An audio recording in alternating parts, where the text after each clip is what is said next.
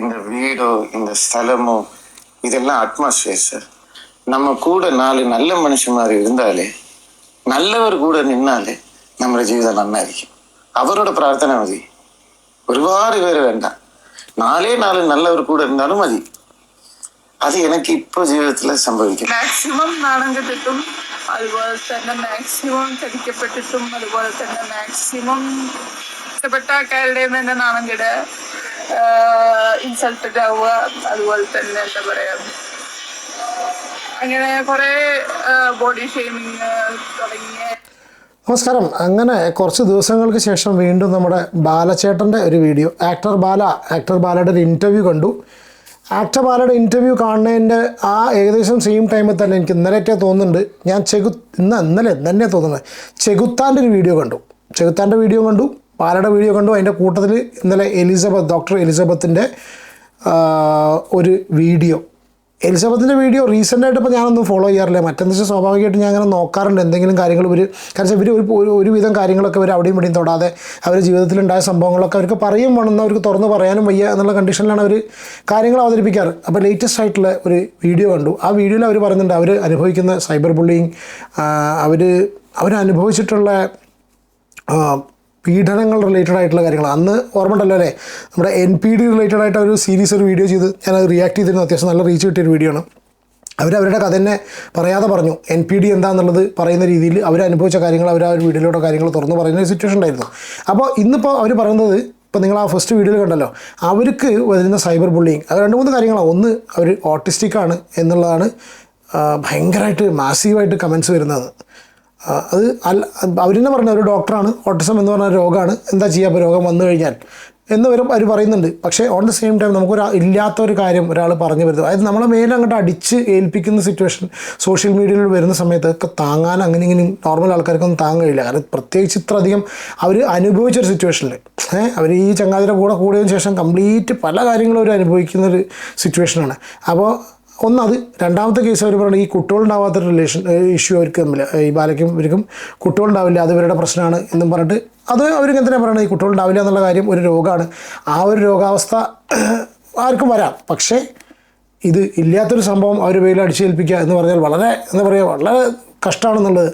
Plus അവർ അതിൻ്റെ കൂട്ടത്തിൽ പറയുന്നുണ്ട് അവർക്ക് വരുന്ന ഭീഷണി കോളുകൾ, അവരെ വകവരുത്തും എന്ന് വരുന്ന രീതിയിലുള്ള ഭീഷണി കോളുകളുടെ കാര്യങ്ങൾ ഒരു വീഡിയോയിൽ പറയുന്നുണ്ട് കേട്ടോ. പിന്നെ ഇതിൻ്റെ കൂടെ നോക്കുന്ന സമയത്താണ് നമ്മുടെ ബാല സാറ്, ആക്ടർ ബാല വീണ്ടും പിന്നെ ഇതിന്ന് വിട്ടു നിൽക്കുന്നില്ല. അയാൾ എല്ലാം പോയി. ആദ്യം പറഞ്ഞു ഞാൻ കേരളത്തിൽ നിന്ന് തന്നെ പോകുകയാണെന്നുണ്ട്. പിന്നെ കേരളത്തിൽ നിന്ന് പോയില്ല, പിന്നെ കൊച്ചിയിൽ നിന്ന് പോയി പിന്നെ ഒരു വൈക്കത്തേക്ക് പോയി. വൈക്കത്തെത്തിയതിന് ശേഷം അയാളുടെ സോഷ്യൽ മീഡിയ പ്രസൻസ് അതേപോലെ തുടരുന്നുണ്ട്.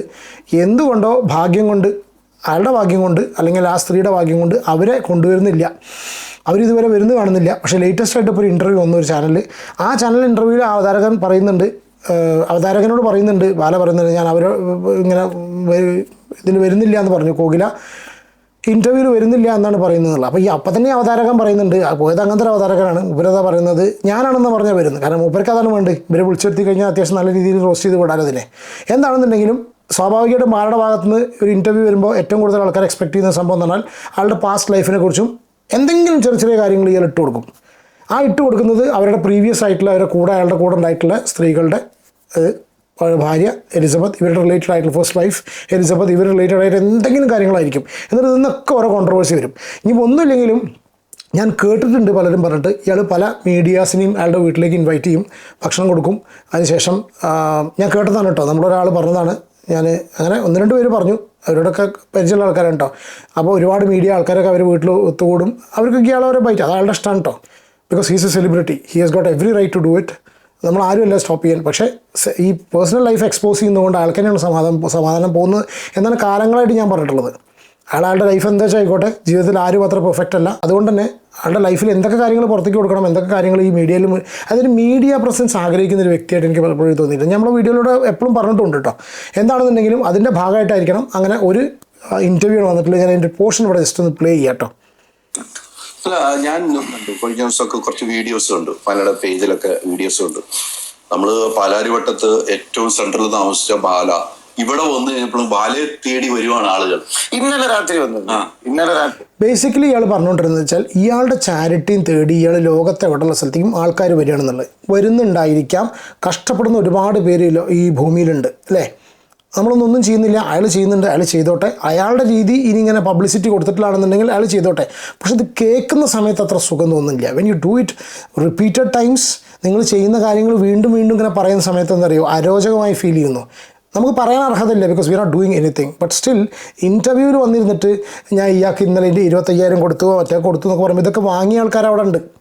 ഗതികേട് കൊണ്ടാണല്ലോ ഒരു ആൾക്കാർ മനുഷ്യനാളത്ത് സഹായം ചെന്ന് ചോദിക്കുന്നത്. വലിയ വലിയ ആളുകളെ ഇവിടെ വീട്ടിൽ വന്നിരുന്നു.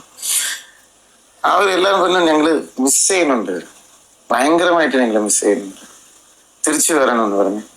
ഇന്നലെ കോക്കിലടുത്ത് ഭയങ്കരമായിട്ട് എല്ലാവരും പറഞ്ഞു ഉണ്ടായിരിക്കും കേട്ടോ. കാരണം ചെയ്യാൻ ഇത്രയധികം സഹായം ചെയ്യുന്ന ഒരു വ്യക്തിയാവുന്ന സമയത്ത് സ്വാഭാവികമായിട്ടും അയാൾ കൊച്ചിയിലേക്ക് തിരിച്ചു വരുന്ന ഒരുപാട് പേര് ആഗ്രഹിക്കുന്നുണ്ടായിരിക്കാം. കാരണം പ്രശ്നങ്ങളുള്ള മനുഷ്യന് ഒരു അത്താണി എന്നുള്ള കണ്ടീഷനിലായിരിക്കാം ഇയാളെ കാണുന്നത്.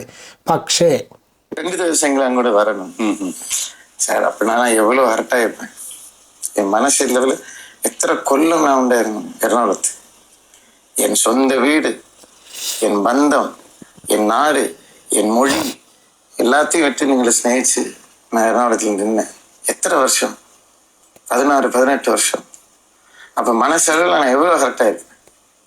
അത് ആത്മാർത്ഥമായിട്ട് സ്നേഹിക്കുന്നവർക്ക് അത് മനസ്സിലാവില്ല, അവർക്കേ ഈ വേദന വരും.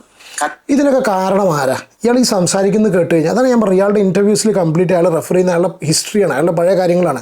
അതൊക്കെ പല ആൾക്കാരും വീണ്ടും ഇതുപോലെ കോർണർ ചെയ്യുന്ന രീതിയിലാണ് ഇയാൾ സംസാരിക്കുന്നത്. അയാൾ അവിടുന്ന് കൊച്ചിയിൽ നിന്ന് വിടാനുണ്ടായ റീസൺ ആരാണ്? അയാളുടെ പഴയ ആൾക്കാരാണ് എന്നാണ് പറഞ്ഞുകൊണ്ടിരുന്നത്. അപ്പോൾ സ്വാഭാവികമായിട്ടും ഒരു ചെറിയൊരു തിരി കൊളുത്തി കൊടുക്കുകയാണ് അടുത്തൊരു അപ്പുറത്തിരിക്കുന്ന ആൾക്കാർക്ക് ഒരു സൈബർ ബുള്ളിങ്ങിന് വേണ്ടിയിട്ട്. ഇതാണ് ഞാൻ ഈ എലിസബത്തിൻ്റെ ക്ലിപ്പും കൂടി ആദ്യം വെച്ചിട്ടുള്ളത് കേട്ടോ.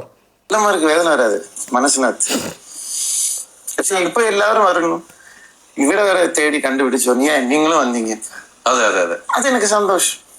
എന്താണ് പെട്ടെന്ന് അങ്ങനെ ഒരു മാറ്റം എന്ന് തീരുമാനിക്കാൻ കാരണം ബാല?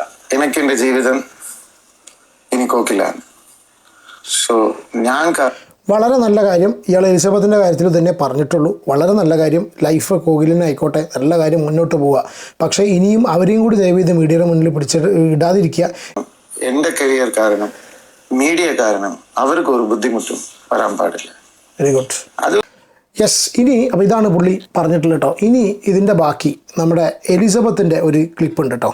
അതായത് എലിസബത്ത് അവർക്ക് എന്താണോ അവർ നേരിട്ടുള്ളൊരു സംഭവം കൂടി രണ്ടുപേരും കണക്റ്റഡ് തന്നെയാണല്ലോ. ഞാൻ എന്തുകൊണ്ടാണ് പറയുന്നത് വെച്ചാൽ ഇയാൾ ചെറിയ ചെറിയ കാര്യങ്ങൾ ഈ ഇൻ്റർവ്യൂവിൽ എടുത്തിടുന്ന ഒറ്റ കാര്യം കൊണ്ടാണ് അപ്പുറത്ത് അതിൻ്റെ ആ ഒരു ആഫ്റ്റർ എഫക്ട്സ് വരുന്നത്. നമുക്ക് ജസ്റ്റ് ആ ഒരു എലിസബത്തിൻ്റെ ക്ലിപ്പ് ഒന്ന് കാണാം. നിങ്ങൾ ചിലപ്പോൾ കണ്ടിട്ടുണ്ടായിരിക്കും. നെഗറ്റീവ് കമൻറ്റുകൾ കാണാറുണ്ട്. നെഗറ്റീവ് കമൻറ്റുകളിൽ ഭയങ്കര നെഗറ്റീവ് കമൻറ്റുകൾ കാണാറുണ്ട്. എന്താണ്, എനിക്ക് ഓട്ടിസമാണ്, അത് ഓട്ടിസം ഒരു അസുഖമാണ്, അത് പ്രത്യേകിച്ച് ഒരു നെഗറ്റീവ് കമൻ്റ് അല്ല. പക്ഷെ ഇല്ലാത്ത ആൾക്കാർക്ക് ഉണ്ട് എന്ന് പറഞ്ഞ് പരത്തുന്നത് കുറേ കമൻറ്റുകൾ, കുറേ ഫേക്ക് ഐഡികൾ വന്ന് പരത്തുന്നു. പിന്നെ അതുപോലെ തന്നെ പല സ്ഥലത്തും പറഞ്ഞു കാണുന്നു എനിക്ക് കുട്ടികളുണ്ടാവില്ല എന്നൊക്കെ പറഞ്ഞിട്ടുള്ള കമൻറ്റുകളും, കുട്ടികളുണ്ടാവാത്ത കുറേ ആൾക്കാരുണ്ട്. അപ്പോൾ അത് ഒരു നെഗറ്റീവ് അല്ല. പക്ഷെ ഒരു തെളിവുകളോ അല്ലെങ്കിൽ റിപ്പോർട്ടോ ഒന്നും ഇല്ലാണ്ട് ഇങ്ങനെ പറഞ്ഞു വരുത്തുന്നതും അതുപോലെ തന്നെ എന്താണ് കമൻറ്റ് ചെയ്യണതും ഒക്കെ നല്ലതാണോ എന്ന് എനിക്കറിയില്ല. പിന്നത്തെ കാര്യം എന്ന് പറയുകയാണെങ്കിൽ എന്താ, പിന്നെയും കുറേ നെഗറ്റീവ് കമൻറ്റ് ഉണ്ട്, ഭയങ്കര മോശമായിട്ടുള്ള നെഗറ്റീവ് കമൻറ്റുകളുണ്ട്. അത് പറഞ്ഞാൽ ചിലപ്പോൾ എൻ്റെ ഫേസ്ബുക്ക് ഐ ഡി റിപ്പോർട്ട് അടിച്ചു പോകും. അത് നെഗറ്റീവ് കമൻറ്റുകളൊക്കെ ഉണ്ട്. പക്ഷേ നിങ്ങൾ എത്ര നെഗറ്റീവ് കമൻറ്റ് അടിച്ചിട്ട് എൻ്റെ വീഡിയോ നിർത്താൻ നോക്കിയാലും ഞാൻ വീഡിയോ ഇട്ടുകൊണ്ടിരിക്കും. കാരണം ഞാൻ മാക്സിമം നാണം കെട്ടിട്ടും അതുപോലെ തന്നെ മാക്സിമം ചതിക്കപ്പെട്ടിട്ടും അതുപോലെ തന്നെ മാക്സിമം എല്ലാത്തിൻ്റെയും മോശം അവസ്ഥയിൽ നിന്ന് ഇങ്ങനെ പിടിച്ചു മോളിച്ച് വന്നുകൊണ്ടിരിക്കുകയാണ്. നാണം കെടുന്നതിൻ്റെ ഇഷ്ടപ്പെട്ട ആൾക്കാരുടെ തന്നെ നാണം കെടുക, ഇൻസൾട്ടഡ് ആവുക, അതുപോലെ തന്നെ എന്താ പറയുക അങ്ങനെ കുറേ ബോഡി ഷേമിങ് തുടങ്ങിയ എല്ലാ വൃത്തികെട്ട പരിപാടികളും അനുഭവിച്ചിട്ടുണ്ട്. അതുകൊണ്ട് അറിയാത്ത ഏതൊക്കെയോ ഫേക്ക് ഐഡിയകൾ വന്നിട്ട് കുറച്ച് 4 നെഗറ്റീവ് കമൻറ്റ് ഇട്ടുകൊണ്ട് ഞാൻ വീഡിയോ നിർത്താൻ പോകുന്നില്ല. ആ നാണമൊക്കെ എനിക്ക് പോയി. അതുകൊണ്ട് നിങ്ങൾ എന്നെ നാണം കെടുത്തിയിട്ട് എൻ്റെ വീഡിയോകൾ നിർത്താൻ പോവുക, അല്ലെങ്കിൽ പേടിപ്പിച്ചിട്ട് വീട്ടിലേക്ക് പല ത്രെറ്റനിങ് കോൾസും ഇടയ്ക്ക് വരാറുണ്ട്. അങ്ങനത്തെ ത്രെറ്റനിങ് കോൾസ് വന്നിട്ട് ഞാൻ ചെയ്യുന്ന കാര്യം, ഞാൻ ആരെയും ഉപദ്രവിക്കാനൊന്നും പോകില്ല. ഞാൻ എൻ്റെ കാര്യം നോക്കിയിട്ട് നടക്കുകയാണ്. പക്ഷെ ഇങ്ങനത്തെ കാര്യങ്ങളൊക്കെ ചെയ്തിട്ട് എന്നെ പേടിപ്പിക്കാമെന്ന് വിചാരിക്കണ്ട, അല്ലെങ്കിൽ നാണം കെടുത്തിയിട്ട് ഞാൻ ചെയ്യുന്ന കാര്യങ്ങൾ നിർത്തുന്നു വിചാരിക്കണ്ട. അങ്ങനത്തെ ഞാൻ ഓൾമോസ്റ്റ് എല്ലാത്തിൻ്റെയും ഒരു ഡീപ്പ് വൃത്തിയിട്ട അവസ്ഥയിൽ നിന്നാണ് കയറി വരുന്നത്. ഈ നെഗറ്റീവ് കമൻറ്റ് ഇട്ടുകൊണ്ട് ചിലപ്പോൾ അവർക്ക് പൈസ കിട്ടുന്നുണ്ടാവുമായിരിക്കും. അപ്പോൾ ഈ വീഡിയോൻ്റെ അടിയിലും നെഗറ്റീവ് കമൻറ്റ് ഇടുക. നിങ്ങൾ എത്ര നാണം കെടുത്തിയാലും, എത്ര നാണം കെടുത്തിയാലും ഞാൻ വീഡിയോ ഇടാൻ പോകണമെന്ന് നിർത്തുന്നില്ല. അത് എനിക്കിഷ്ടമുള്ള കാര്യമാണ്. എനിക്കിഷ്ടമുള്ള കാര്യങ്ങൾ ഇനി ഒരു കാര്യങ്ങളും ഞാൻ നിർത്താൻ പോകണില്ല. One thing's for sure, this will never end. ഇതൊരിക്കലും എൻഡ് ചെയ്യാൻ പോകുന്നില്ല. ഇതിങ്ങനെ കണ്ടിന്യൂ ചെയ്ത് പോയിക്കൊണ്ടേയിരിക്കും. പക്ഷെ എത്രത്തോളം ഇത് കണ്ടിന്യൂ ചെയ്ത് പോകുന്നോ അത്രത്തോളം നിങ്ങളുടെ ലൈഫിനെ തന്നെ അത് ബാധിക്കാതെ, നമ്മളൊന്ന് ഉപദേശിക്കില്ല കേട്ടോ, ഉപദേശിക്കാൻ നമ്മളാരുമില്ല. പക്ഷെ എന്നാലും സോഷ്യൽ മീഡിയയിലൊക്കെ കാണുന്ന സമയത്ത് അഭിപ്രായം പറഞ്ഞു പോകാൻ കേട്ടോ. നമ്മുടെ ജീവിതം കഴിയുന്നതും പ്രൈവറ്റാക്കി വെച്ചാൽ അത്രയും നന്ന്. അല്ലെങ്കിൽ നമ്മളൊരു എന്താ പറയുക, മീഡിയ ഹംഗ്രിയോ, നമ്മളൊരു മീഡിയ പ്രസൻസ് ഹംഗ്രി എന്താ പറയുക അറിയില്ല. മീഡിയ പ്രസൻസ് ഒരുപാട് ആഗ്രഹിക്കുന്ന ഒരു വ്യക്തിയാവുന്ന സമയത്ത് നമുക്ക് ഒരിക്കലും ഇതൊന്ന് വിട്ടുക്കാൻ പറ്റില്ല. നമ്മൾ സ്ഥിരം ഇത് നമ്മൾ ചെയ്തുകൊണ്ടേയിരിക്കും. അതാണ് ഈ വ്യക്തിയുടെ ഒരു കേസിൽ സംഭവിച്ചുകൊണ്ടിരിക്കുന്നത്.